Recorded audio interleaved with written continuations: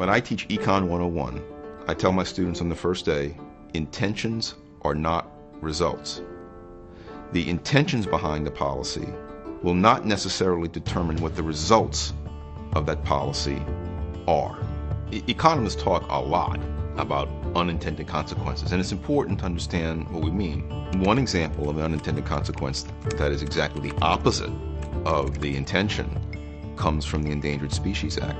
The intention of that act is to enable endangered species to flourish. One consequence in many cases is to cause the endangered species to be killed off more quickly than otherwise.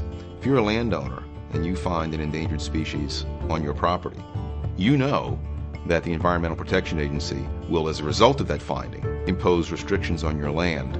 One consequence of those restrictions is it reduces the value of your land, what you can do with it, the price you can sell it for.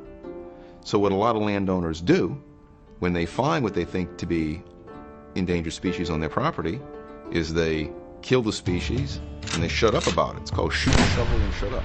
Kill the species, shovel to bury it, and say nothing about it. Now, clearly that's not the goal of the Endangered Species Act. The take-home lesson from this is that you judge a policy not by its stated goals. It's easy to state good goals.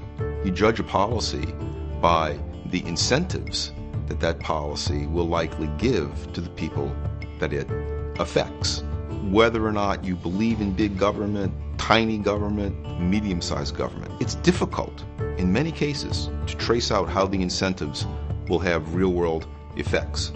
But that difficulty does not excuse us from the task of pursuing it. We can't just simply say, oh, the intentions of the policymakers are good, therefore we can be assured that the results will be good.